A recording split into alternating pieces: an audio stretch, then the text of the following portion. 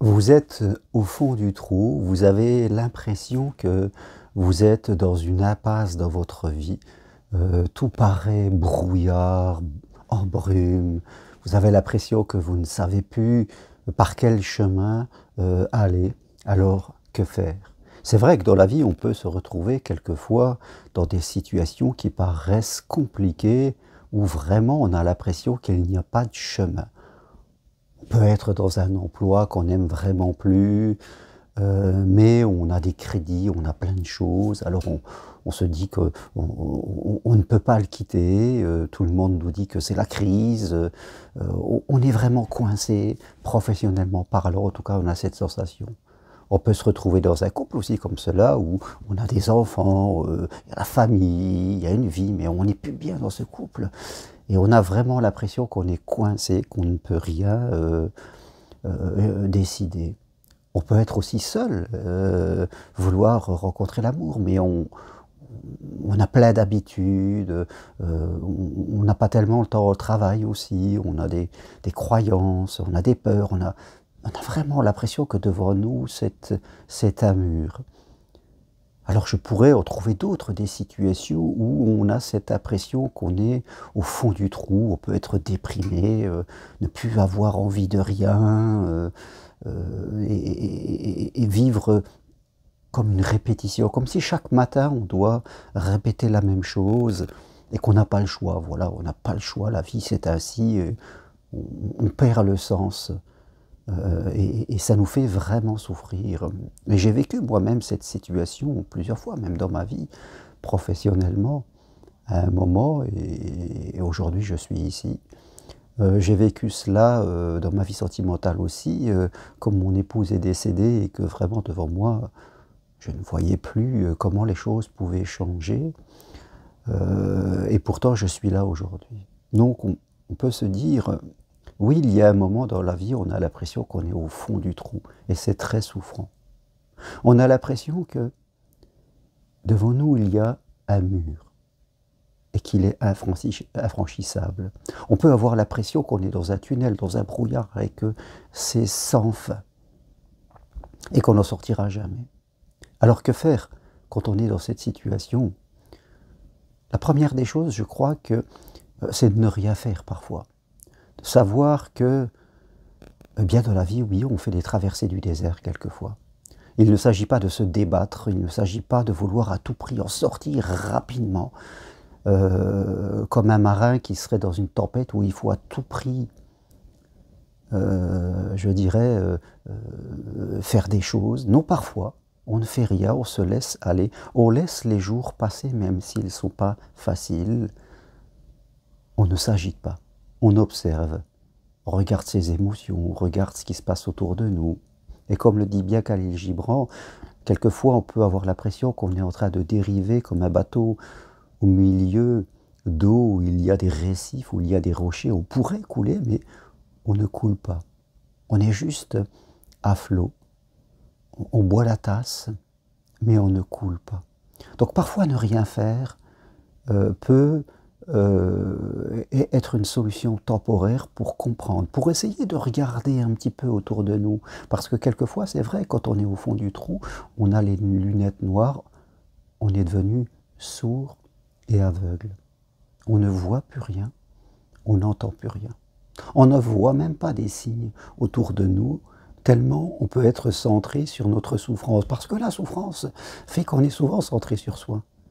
Comme la souffrance est une douleur physique, c'est comme si vous avez mal à une dent, et bien forcément vous y pensez toute la journée, ça a tendance à vous absorber complètement. Et la souffrance, eh bien c'est quelque chose que l'on ressent dans son corps, et ça a tendance à nous obnubiler, on ne pense plus qu'à ça et on ne voit rien du tout. Donc c'est prendre un peu de distance, laisser faire les choses, ne plus se débattre parce que ça nous fait couler encore de plus, savoir faire la planche comme on dirait, et observer, être tranquille, prendre un cahier, prendre des notes un peu sur ses sensations de la journée. Chaque jour, le noter de 0 à 10. 0, je suis très très mal, et 10, je serais merveilleux. Donc on se situe, parce qu'on s'aperçoit que dans la journée, eh bien, notre état émotionnel peut fluctuer.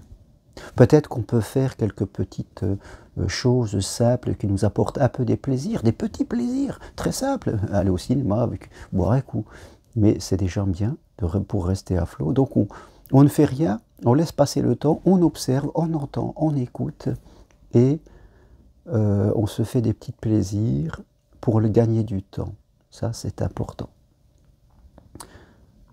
Puis peut-être c'est le moment aussi de s'approcher d'autres personnes, je ne dis pas forcément des thérapeutes comme moi, ou des personnes en qui vraiment on a confiance, parce qu'on sait que nous avons les lunettes noires à ce moment-là, et que nous ne sommes plus capables de voir la réalité telle qu'elle est. Tout est déformé dans nos yeux, dans nos oreilles, tout est déformé. Donc on va se rapprocher de personnes qui ne vont pas nous donner des conseils de bon sens, comme nous le ferait un ami ou la famille, quelqu'un qui a plus de recul, plus de profondeur, pour nous permettre peut-être de voir des choses en qui que nous ne voyons pas, que nous n'entendons pas, avec qui on va pouvoir parler. C'est bien de parler parce que ça permet de vider son sac. Souvent, quand on est au fond du trou, on refoule beaucoup de choses, on en garde beaucoup pour soi. Et on a tendance à se couper des autres, et c'est dommage. Allez vers une personne en qui vous avez totalement confiance pour pouvoir discuter. Comme vous savez que vos yeux ne sont plus vraiment, vos yeux et vos oreilles, vous ne pouvez plus leur faire confiance, eh bien vous allez vous reposer sur les yeux et les oreilles de quelqu'un d'autre, pas n'importe qui, pas quelqu'un qui va vous donner des conseils comme lui ferait, non. C'est quelqu'un d'un autre niveau qui va vous apporter d'autres angles de vue. Attention, quelquefois quand on est au fond du trou, on a peur de changer, c'est paradoxal.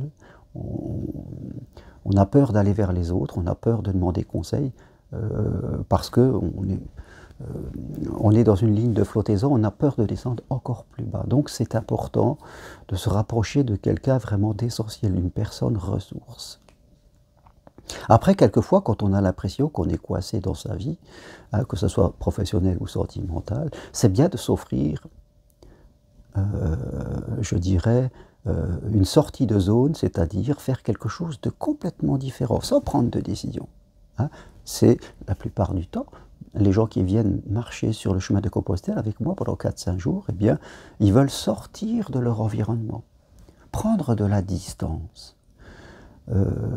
Et rencontrer d'autres personnes, partager, discuter, marcher dans la nature. Et le fait de prendre de la distance nous fait voir les choses d'en haut et on s'aperçoit que des solutions vont venir à nous à un moment qu'on ne voyait pas. C'est ça qui est intéressant.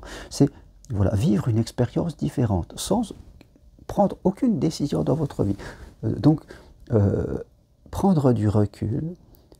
Et Compostelle est le lieu idéal de ça. On le sait, le dit, la Bible le dit, hein, Dieu, je ne vais pas faire de religion, mais Dieu crée des chemins dans le désert. Là où vous ne voyez rien, eh bien, Dieu crée des chemins.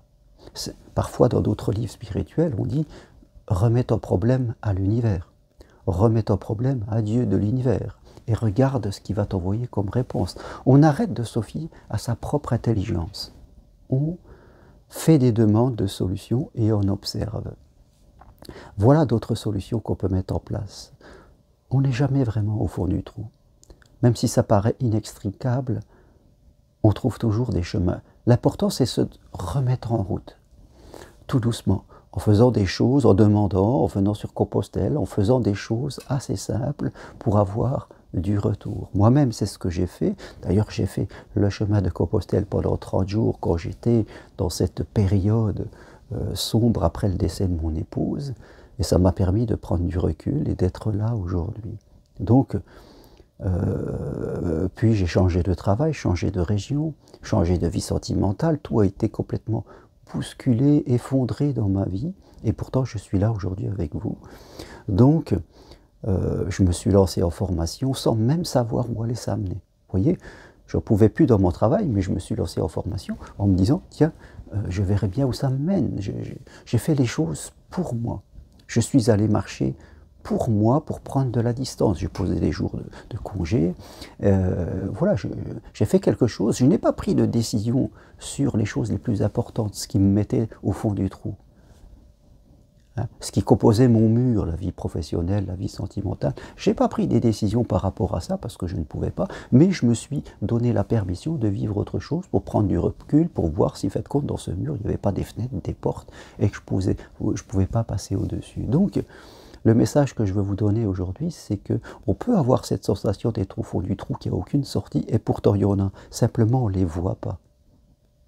Et l'important, c'est parfois de prendre du recul, de ne rien faire, de se rapprocher de personnes, mais vraiment de personnes dont on est sûr qu'elles ne vont pas projeter leur façon de faire, de personnes qui vont nous permettre de voir des choses qu'on ne voit pas ou de réajuster notre paire de lunettes et de se faire vivre une expérience différente, sans prendre de décision sur le fond, mais pour prendre de recul et croire qu'à un moment, nous allons voir des fenêtres et des portes que pour l'instant nous ne voyons pas. Voilà. C'est ça ce qu'il faut se dire, c'est que pour l'instant je ne vois rien. Pour l'instant j'ai l'impression que c'est impossible, ok. Mais je ne peux pas faire confiance qu'à mes yeux et à mes oreilles. Et je sais qu'à un moment j'aurai quelque chose de possible. Donc oui, ne rien faire, aller voir des personnes ressources et vivre une expérience différente en s'imaginant qu'à un moment vous allez voir ce que vous ne voyez pas aujourd'hui. Vous allez entendre ce que vous n'entendez pas aujourd'hui. Voilà des solutions souvent qui nous permettent de trouver un nouveau chemin quand on a l'impression qu'on est au fond du trou et que devant nous, il y a un mur. Voilà ce que je voulais partager avec vous aujourd'hui. Si vous voulez aller plus loin, eh bien prenez une consultation avec moi, je me ferai plaisir de vous accompagner, ou alors venez marcher sur le chemin de Compostelle. Si vous êtes au fond du trou, eh bien c'est le moment de le faire, c'est que vous devez atteindre quelque chose d'autre. Merci à vous. Toutes les infos sur ce que je propose sur mon site germainrocari.com. À bientôt. Au revoir.